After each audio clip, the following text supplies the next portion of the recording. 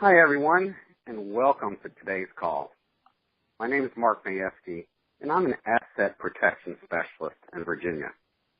One of the pressing topics I frequently receive from clients is how can I grow my long-term money without playing the market and its associated risks? And preparing for retirement is harder than ever. Markets are volatile. Taxes are eating into our money more and more. And it's hard to earn consistent returns every year. And as you'll discover today, there's a way to recover the money you spend on major purchases like cars and redirect that money back into your retirement plan, all the while earning interest along the way. First, I'm really excited to bring you today our very special guest, Stephen Gardner. And the reason I asked Stephen to join us is due to the diligent research that he has revealed to help people and investors find safe alternatives to the stock market. Plus, I know of no one else that understands these principles of wealth better than Stephen. So currently, Stephen's a best-selling author of 5 financial books. He's also an independent financial columnist for Jim Cramer's investment news site, The Street, which has over 30 million monthly readers. And Stephen's best-known books are A Bridge Over Troubled Wall Street, a great title, and Doctor Your Retirement. Stephen, welcome to the call. Hey, thank you, Mark. I appreciate the opportunity to be on here with your clients and share this really powerful concept that, for the most part, the media ignores or shames, but it's a tool that the wealthy have been using for a very long time. And so I'm excited to go through and share that with your clients. Beautiful. All right, Stephen, I know you specialize in many areas of safe money planning and alternative placement options.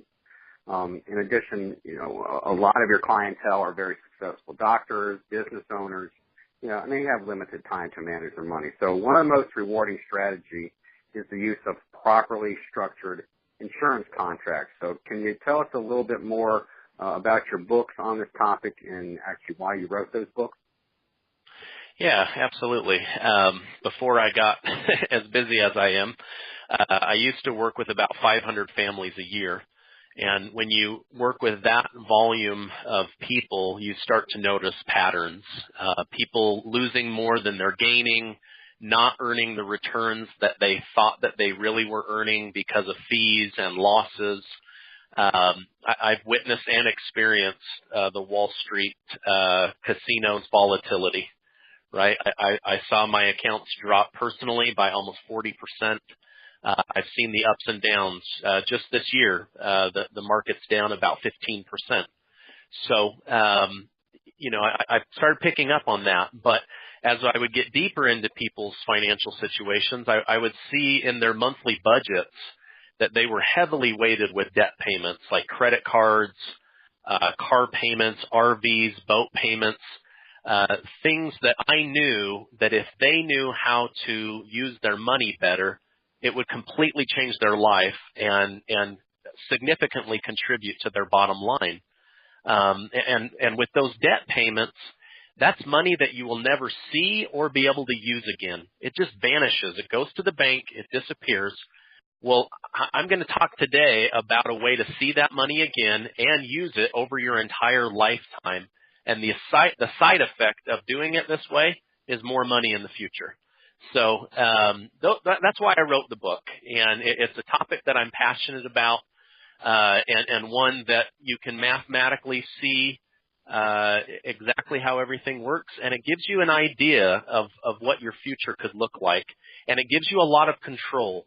Because as we get into this, you'll see if you already own cars or boats or RVs or anything else that you finance, imagine that money, instead of going away from you, coming back to you. I mean, right now, just imagine whatever car payment you have to make this month or next month, you will never see that money again. I'm going to show you how to see it again. I'm going to show you how to come out ahead. So those are the reasons why I wrote the book. And a few others that we don't have time to get into, but I'm excited for people to read the book and learn this information. Great.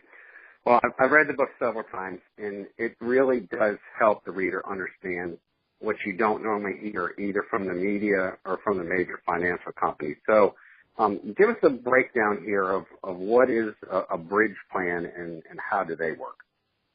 Okay. So in the book, the term bridge plan, that's a term that I came up with. You can't buy a bridge plan. I mean, you could buy schematics from an architect for a bridge plan, but it's just a way of describing two specific strategies. And the reason I call it that is a bridge takes you from where you are now to where you want to be. And that's what I was trying to accomplish with this book, is showing people, hey, no matter where you are now, millionaire, newlyweds, starting over from bankruptcy, whatever it is, wherever you are, it's not where you want to be in the future financially. You want to have more. And so I want to show people these two strategies. The first is a private lending strategy where you can use contracts on real estate, small businesses, loans, whatever it might be. Perhaps there's a business out there that needs financing in order to purchase a piece of equipment, right? Banks don't traditionally lend on that kind of stuff. So you either have the money or you don't, or you put yourself into a tight situation by depleting your reserves, where instead you could just borrow the money, right? And so that ends up being a good strategy. But the bridge plan that I believe we wanted to talk about today and have your clients understand is how to properly build and use private insurance contracts. Okay.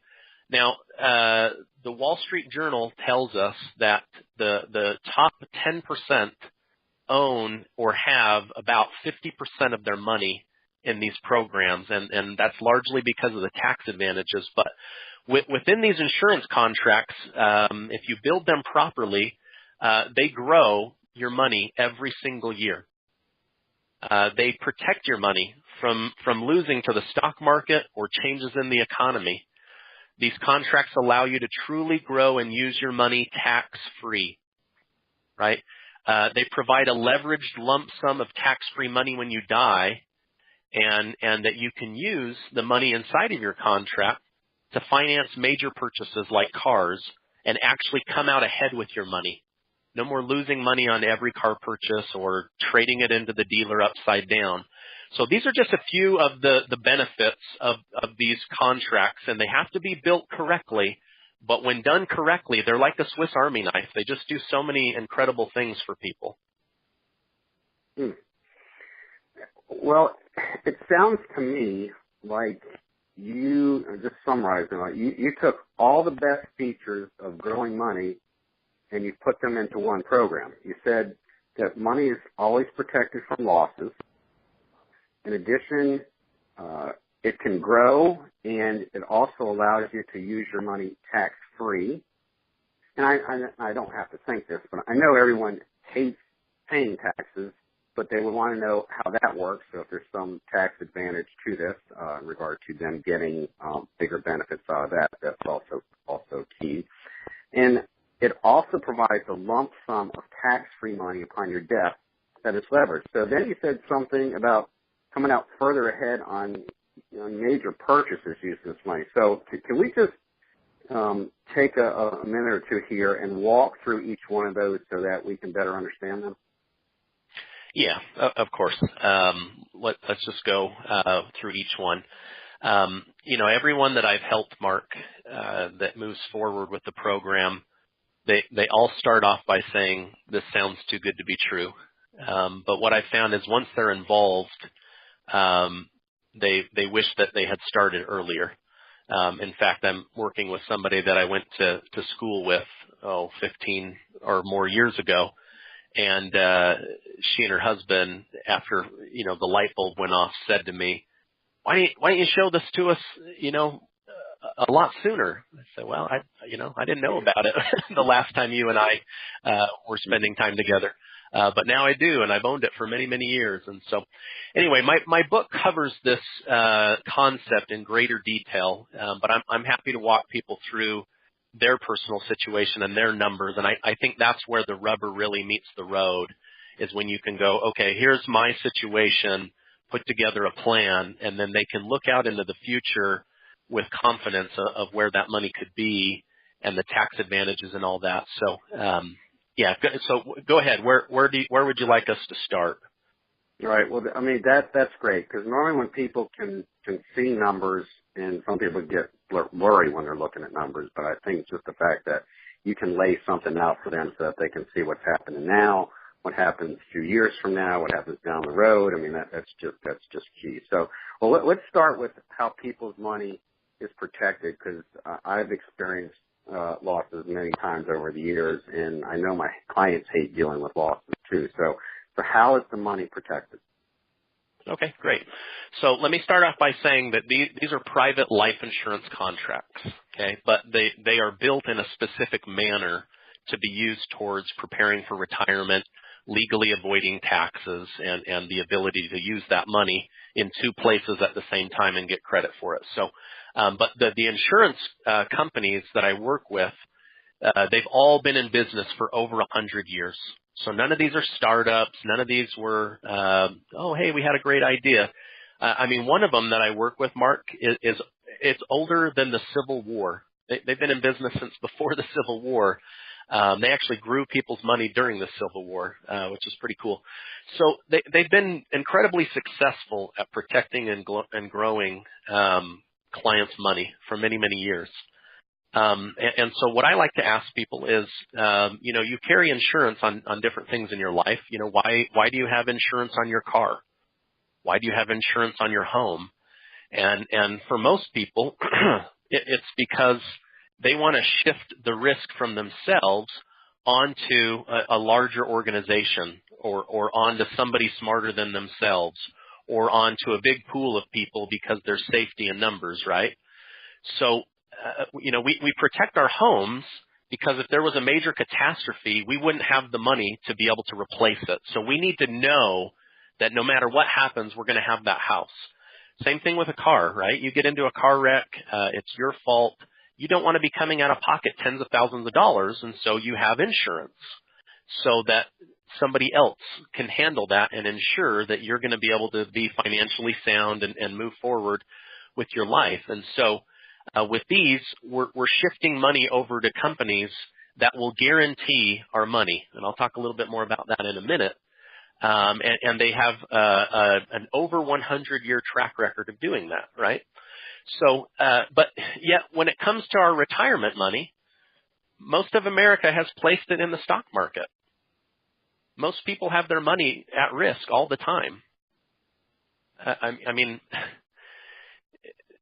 they believe that they're saving money in a 401k or an IRA or a brokerage account. I mean, you can ask somebody. I mean, the people listening to this may even be thinking, well, yeah, that's where I'm saving money.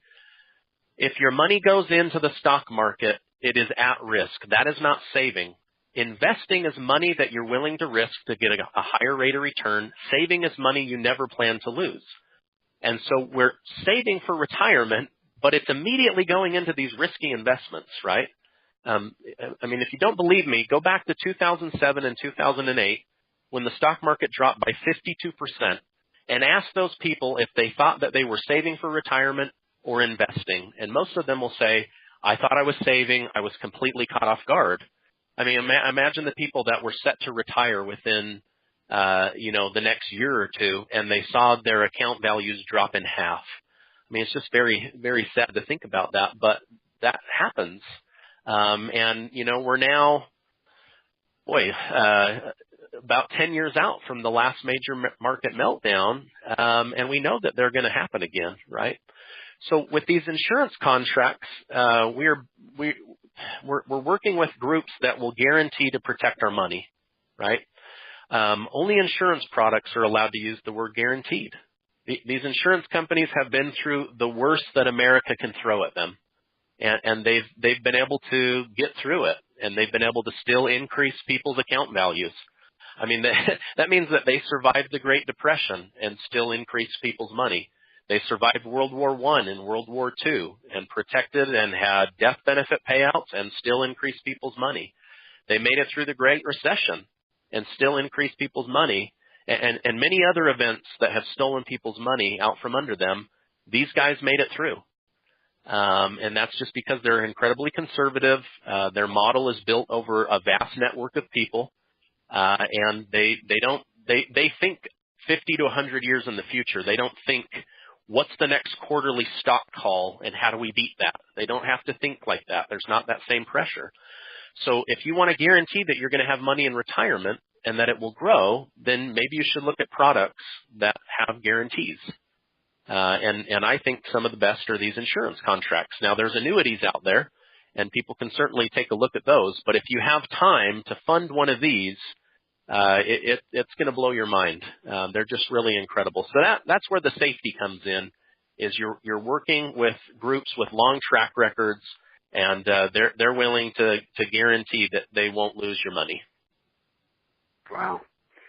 Well, I've lived through that Great Recession, and so did most of my clients, and it's hard to imagine a program that didn't lose money or one that even grew during that time. Yeah, in the programs I'm discussing right now, that's exactly what happened. No losses to the market, and clients actually saw their accounts grow during that scary time frame. Well, that's definitely a breath of fresh air. Okay, so you also mentioned being able to grow your money tax-free. So how does that work? I don't know anyone that enjoys paying taxes, and most of the time they feel like they're overpaying on taxes. Yeah, I felt that. I'm not a fan of taxes either. Best-selling author and probably the most famous CPA in America, his name is Ed Slott. He once said, taxes will be the single biggest thing to separate us from our retirement dreams. And that just stuck in my head, right? Because you have people getting to retirement, and then they stop working, and they still owe all this money in taxes, right? So I don't think I need to spend a lot of time convincing people that we pay too much in taxes, or how taxes can erode your hard work during retirement. They are a major booby trap that most of us are not thinking about because we want to save the money now and not think about when we're not working. But Mark, I'm going to throw out a question that I throw out to people a lot. And since you're the only one unmuted on this conference call, I want you to answer on behalf of your clients. If you could wake up in retirement with $1 million, would you rather still owe 40 to 50% tax on that $1 million, or would you rather have that $1 million completely tax-free? That's what you call a no-brainer. I would definitely choose the $1 million tax-free. Okay. So I can tell you that you're in the 100% club, right? Everyone I ask that to says, that's a dumb question. Of course I'd rather have $1 million tax-free. And yet when I look over their financial plan, a huge percentage of these people are saving and investing through programs like IRAs and 401ks that still must be taxed during retirement. So if you are lucky enough through saving and discipline and good investing to have $1 million in a 401k, hey, that's great, but is it really $1 million, or do you still owe $300,000, $400,000, $500,000 to Uncle Sam? If money is in a 401k or an IRA, it has not been taxed yet. So whatever number you get to in retirement, that number is not the actual number. It still needs to be taxed, right? And the thing is we've been programmed with CPAs and tax advisors and tax attorneys and the media and books to hate taxes so much that we try to save on them right now. And so to save a little bit, to save 5% or 10%, we shovel that money into a 401k or maybe over into an IRA, and we save that now, but we forget that down the road we will have to pay on those accounts. There is no legal way to get out of paying taxes. I've had that question so many times. Is there a way to get out of paying this tax? The answer is no, not even in death. In death, they will take even more, right? So any money saved in a tax-deferred plan is doing just that. It's deferring the tax for a later date, right? And when do you need the money the most? When you're working and have a job and a stable income, or when you decide to retire and stop working for 20 years? And I don't think it's most people's fault. This is just how we're educated. Just like in a few minutes, I'm going to tell you why you really shouldn't trust banks to be your financial educator, right? We're told to set up a 401k and an IRA so that we'll save taxes, and so we do. And the little that we save will compound over time and grow into a large amount of money that still needs to be taxed. So these insurance contracts that I want to share with people, they behave more like a Roth IRA. In fact, Tony Robbins calls these the rich man's Roth, and I agree. I'm on the same page with Tony. These contracts are funded with after-tax dollars, meaning you've already paid the tax. So the growth that you experience in the contract is not taxed, and the leveraged death benefit that you pass on to your beneficiary passes income tax-free. Plus, during your lifetime, you get to access this money without paying tax. So, I have no idea, Mark, what taxes will be in the future. I hear people use scare tactics saying that they'll be higher, and maybe they will. I mean, the U.S. is carrying over $20 trillion of debt with no good plan on how to reduce that. Or maybe taxes will come down in an attempt to jumpstart the economy, right? Regardless of what taxes do or where they're at, they will be there. There will not be a time when there is no tax. That is long gone. And so that tax will erode your wealth, and it will erode your buying power significantly.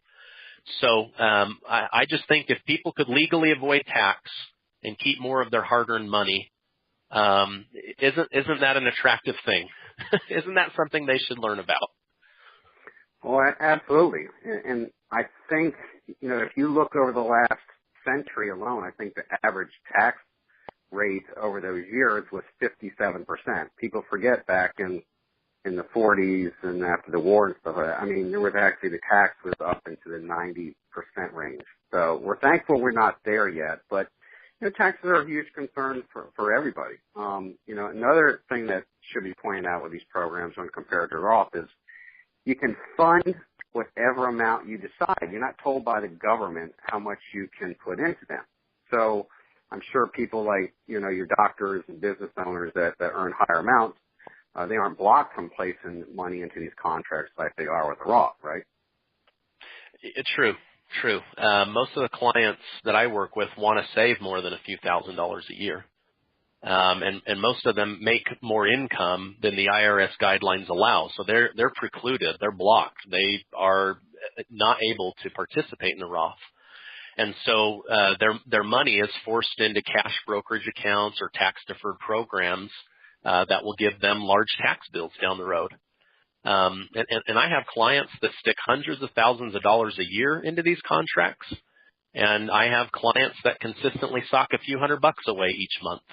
And it all adds up over time, but whether you're rich or poor or just getting started, if you participate in this program, you get to take advantage of the benefits of taxes not eating into your money. Yeah, that's huge. Well, I know many people also buy into these just for the tax advantages, but I think your favorite aspect of these plans is the ability to borrow against them and earn interest in two places at once. Now, not too many people are aware of that kind of ability. So for those of my clients on the call, this part you really need to pay close attention to because it flies in the face of everything that you know about money and financing.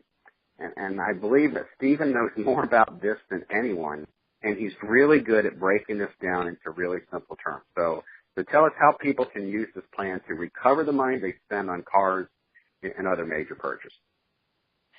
Happy to share. Absolutely happy to share. This is my favorite aspect of these because this is where you can really control your finances. You can get back a significant amount of money on the things that you spend money on, which sounds really counterintuitive, but this is where control and predictability really comes in, and that's, I think, what people want. So, again, my book gives several examples that make this concept crystal clear, as does my website, yourbridgeplan.com, which people can visit. but I'll do my best to describe this. But I think people listening owe it to themselves to either work with you or myself, Mark, and walk through this concept with numbers in front of them.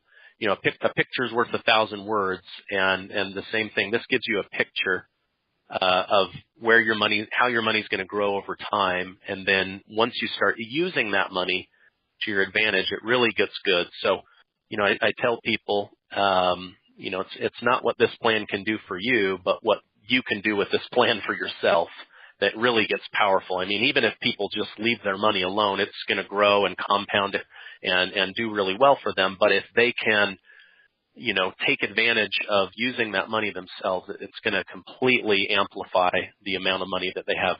So imagine, Mark, being able to recoup the interest and depreciation you lose on car purchases. Okay, now this could go for any major purchase, but we're just going to use cars because I think everybody, you know, most people are, you know, have a car and have been through the car buying process several times. So, but imagine if you could recoup the interest and depreciation on every car you buy and redirect that money back into your future retirement pocket. Okay. So let's say, for example, that somebody wants to buy a $25,000 car and they want to pay it off in 5 years. Okay. Everyone listening to this knows that in 5 years, that car is going to be worth half as much or less, right? Wear and tear, 100,000 miles, cars just don't hold their value, right? They drop in value because they have to make room for the new model coming in that needs to sell at that higher price. But wear and tear and mileage, you know, it is what it is. Everyone understands that, right? So let's just say 5 years from now, the car's, you know, been a great car, but it's got over 100,000 miles and it's worth $12,000, right? And let's say that you had an interest rate of 7%. That means that your payment would be $495. Okay. Now, if you take $495 and you times it by 60 months, which is the 5-year repayment period, after 5 years, you will have paid $29,700 for that car. Okay. To complete the math, we take the $29,700 that we paid over 5 years, and we subtract the $12,000 car. This means that whoever ran their money through this traditional financing way just lost $17,700 to depreciation and interest on this car. Okay. Is that making sense? Am I going too fast? You're buying a car, you're paying interest. The total payout at the end of 5 years is $29,700. When you subtract what the car value is at the end of 5 years, they've lost $17,700. Mm-hmm. Okay. Mm-hmm. And Mark, yeah, go ahead. No, I'm with you. Okay. So, and I don't think that this part is new, right? Like, hey, Steve, you just described every car I've ever bought, right? And that's the sad part. So, but according to American Automobile Association, close to 40% of people will then trade their car in upside down. So it's actually worse than what I just described because we're not paying those cars off fast enough, or they're depreciating at a faster rate than we're used to. And so people are ending up upside down on their car, right? So what I want to share with people right now is not going to leave them upside down, and it's not going to leave them losing $17,700 like this example, okay? Once you have money built up in your insurance contract, and it does take a couple of years, but it goes very fast, you can borrow against that money from the insurance company. Now, the insurance company is going to use your money and your death benefit as collateral for a loan, but they're going to continue to credit your account interest and grow it since your money is technically still in the plan, okay? So we call this earning interest in two places. We call this earning interest as if the money were never gone, okay? Mark, can you think, I know you've been doing this for like 20 plus years, but can you think of another financial instrument in the world of finance that allows you to earn interest in two places at the same time? No, I know of no other place. Okay. And that's because there is no other place, right? When I learned about this stuff, many, many years ago, the light bulb went off and I was like, oh my heavens. I've been doing this wrong, right? It's like, when you see the FedEx logo, the FedEx truck drives by, or they pull up to your house, or you get one in, it says FedEx, and somebody points out that between the capital E and the little X, there's an arrow. And then once somebody points that out, you always see that arrow, right? And it's like this. Now that people know that there's a better way to buy cars, they're always going to be like, oh man, I should have been buying cars this other way because I'm going to lose buying it the traditional way, right? Same thing. Every time I see that FedEx, I think about buying cars correctly, right? So, okay. So now imagine you take this loan out from the insurance company using your money as collateral to buy the same car, but this time you make the monthly payment back to the insurance contract and not to a bank teller in your local city, right? So instead of taking it out of your pocket and giving it to the bank, you're taking it out of your pocket and sticking it in your other pocket, your tax-free retirement pocket, right? So at the end of 5 years, nothing's different. You've paid back $29,700. You make the $495 payment for 5 years, you're going to end up with the $29,700 back in your account, okay? The difference is you have possession of the money, not the bank, okay? Plus, in the real world, you still have that car that's worth $12,000, okay? So you sell that car and you place that money back in your insurance contract, and now you have $41,700 to go towards the purchase of your next car or towards your retirement years, right? So I'm going to throw out another dumb question, right? But I want people to hear this for themselves and answer it out loud, okay? At the end of 5 years, would you rather lose $17,700 and have $12,000 doing financing the way that the bank taught you, or would you rather have $41,700 the way I'm teaching you? Of course, we would all want to have the $41,700 instead of the $12,000. What blows me away is you use the same amount of money, time, and interest, but you end up with this significantly different amount of money. Yeah, it really comes down to who has possession of the money and the ability for your money to keep earning interest as if it were never gone. Mark, if more people just established one of these plans and then flowed their car payments through their own insurance contract, we would have more wealthy people in America. Instead, what I see and what you see is the average person today is retiring with less than $50,000. I mean, there's a better way, and I'm happy to show people how to do it. I'm happy to run the numbers. Mm-hmm. Okay, well, let me turn the tables here and play devil's advocate for a minute. So what if this same example was done with cash and it's not financed? Okay, good point. Valid question. The way that I show people is still superior. In fact, buying cars in cash is the worst way to buy cars. And I know, again, this flies in the face of what most people think, but here's what it comes down to, Mark. Let's say that they build up the $25,000 in an interest-bearing account, right?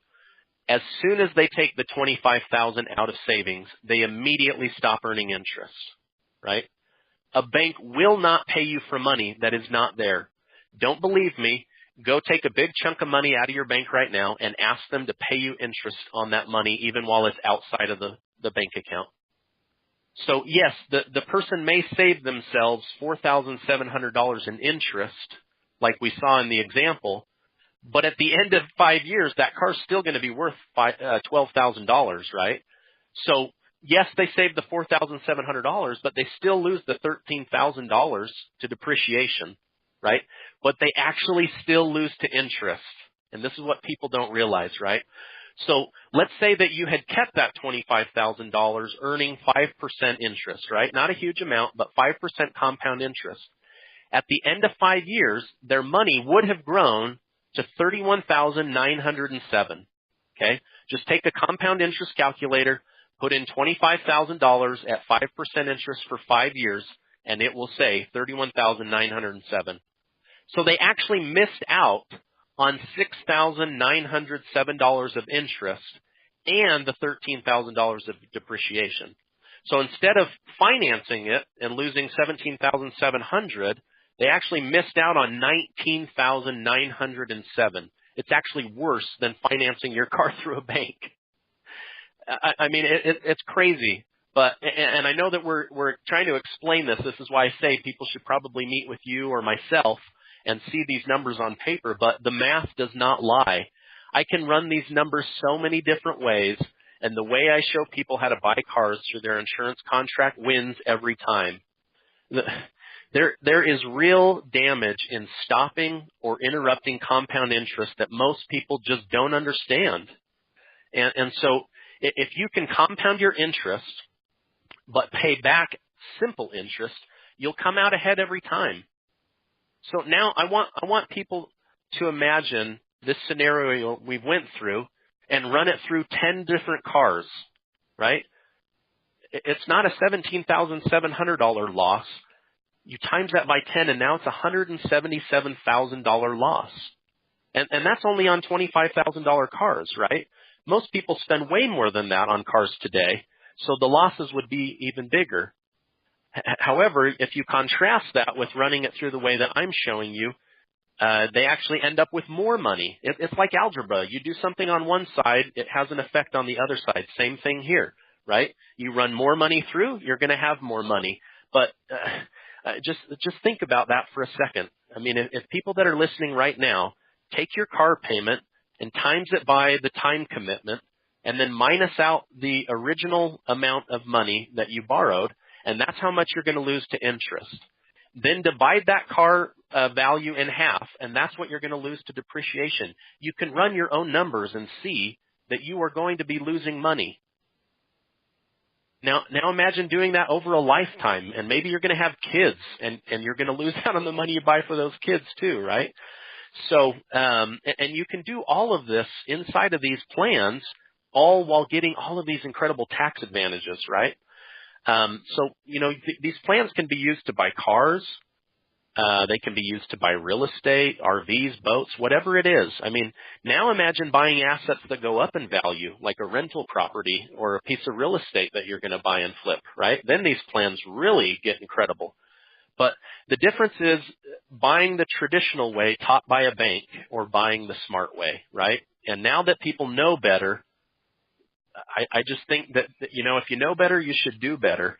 And again, I can walk you through the numbers and show how this will work, but think about this. You have people standing at the front door trying to block people from robbing them, and they're being robbed out the back door. They're being robbed in taxes, interest payments, depreciation on equipment or cars, whatever it is. And most people will end up just losing a ton of money that they don't need to anymore. Yeah, I've never really thought about it until you said it that way. Well, we know that banks teach us to use money, their way because it makes them a lot of money, not us. So now we know why bank presidents have yachts and not their customers. So maybe having banks as our teacher isn't the smartest way to build wealth. Yeah, I totally agree. If they really educated us on the best way to grow our money and finance the things that we want and need, they would literally educate us into being a competitor instead of a customer, and they need us to be a customer, right? Banks only make money on our money, so they need us a lot more than we need them. Mm-hmm. Wow. Hey, we're up against our time thing here that we planned for the call, but I really appreciate you taking time to educate my clients on what's just an incredible tool and whet their appetite on how this could benefit them. So can you just give us a quick recap again of why you and your clients love this concept, and then we'll sign off from there? Yeah, of course. And before I do that, thank you for having me on. I love sharing this stuff. And again, the book will help further educate people on this concept and the website. Or they can work with you and me, and we can build out customized numbers. But, I know people are tired of losing money. And even worse, they're tired about worrying about losing money, right? When is that next correction going to come? Or how am I going to grow my money safely at a bank earning next to nothing in interest, right? So I think people want to know their money is going to grow. I think that they don't want their account values to slide backwards when the markets go down, or worse, when they drop. People are sick and tired of paying taxes. But I think they just haven't known a better way to grow their money and not be raked over the coal by Uncle Sam and bled to death by taxes, right? They also like the idea of partnering with groups that have been doing this for over 100 years. One of them over 170 years, longer than the Civil War. That is an incredible track record. If people really understood how their own source of financing, how to be their own source of financing, I think most people would stop investing altogether. It takes away so much risk, right? Who do you trust with money more than yourself? Probably nobody, right? If you were to lend money to somebody on a car, who do you trust more than yourself, right? And yet you trust yourself to make that monthly payment, but you're making it to an institution that's making a huge return on you and bleeding you dry, right?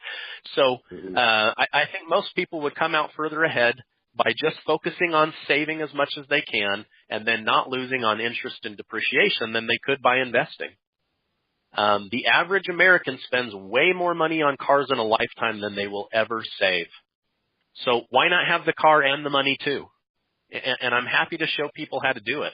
And I've been doing it for myself for a very long time. Awesome. Hey, Stephen, thanks for taking the time out of your busy schedule to speak with my clients and myself here today. So if someone wanted to get more information, again, how do they go about doing that? Yeah, for anyone listening to this call today, I'd be happy to give them a free copy of my book, A Bridge Over Troubled Wall Street. There's a chapter that's dedicated just to this concept. They can go to yourbridgeplan.com and click on the Work With Me button. All they have to do is enter their mailing information, and the book will go out to them. They can learn a lot from the book, but I'm happy to fill in the gaps and do a brain dump, a download from what I've learned into their head and help them out. As you know, Mark, I'm incredibly passionate about helping people save and avoid taxes and be their own source of financing. I am on a mission to change America one family at a time. If somebody doesn't want to go online, they can certainly call our office at 888-638-0080 and request a meeting or a free book. But yeah, that if they wanted more information, they should either reach out to us or reach out to you, and we can help them out. Okay. Again, that number to Stephen's office is 888-638-0080. Stephen, thanks again for your time and your generous offer. Yeah, my pleasure. Thank you again for having me, and have a good rest of your day. Great. Thanks. Talk to you soon. See ya. Bye-bye.